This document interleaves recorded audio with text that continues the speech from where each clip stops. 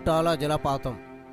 ఇది నిర్మల్ జిల్లాలోని సహ్యాద్రి పర్వత పంక్తుల్లో కడెం నదిపై కుంటాల గ్రామానికి సమీపంలోని అభయారణ్యంలో ఉన్నాయి.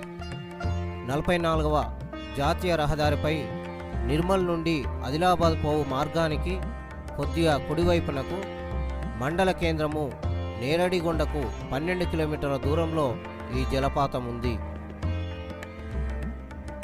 45 మీటర్ల ఎత్తు నుంచి జలజల పారే నీళ్లు, ఆ చప్పుడు పర్యాటకులను ఆకట్టుకుంటుంది.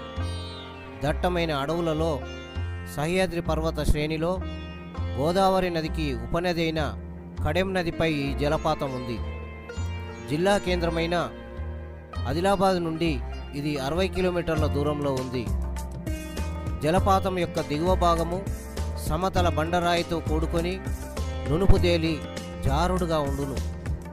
జలపాతం వద్ద గుండాలు చాలా లోతుగా ఉండి సుళ్ళు తిరుగుతూ ఉండడం వలన ఇక్కడి నీళ్లలో ఈదటం చాలా ప్రమాదకరం. గతంలో ఈ జలపాతంలో పలువురు పర్యాటకులు ప్రమాదంలో చిక్కుకొని దుర్మరణం పాలయ్యారు.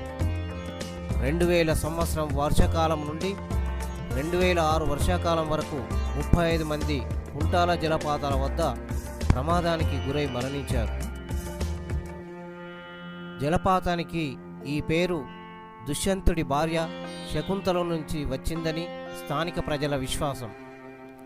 ఈ జలపాతం మరియు పరిసరాల దృశ్యం చూసి శకుంతల మైమర్చిపోయి తరచుగా ఈ జలపాతంలో స్నానం చేసేదని ఇక్కడి ప్రజలు నమ్ముతారు.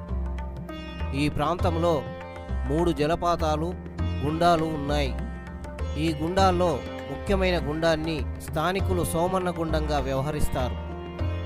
జలపాతం వద్ద ప్రకృతి సిద్ధమైన రాతి గుహల్లో శివలింగాలు ప్రతిష్టమై ఉండడం వల్ల ప్రతి సంవత్సరం శివరాత్రి రోజున భక్తులు ఈ శివలింగాలని దర్శించుకొని పూజలు నిర్వహించడాన్ని సోమన్న జాతరగా వ్యవహరిస్తారు. ప్రతి సంవత్సరం శివరాత్రి సమయంలో 2 రోజుల పాటు ఈ జాతర జరుపుకోవడం అనాదిగా వస్తున్న ఆచారం. జలపాతాలకు చుట్టూ ఉన్న అడవి ఉష్ణమండల శుష్క ఆకురాలు వనాల రకానికి చెంది అన్ని జాతుల వృక్షాలు కలిగి అధికంగా టేకు చెట్లతో నిండి ఉన్నది.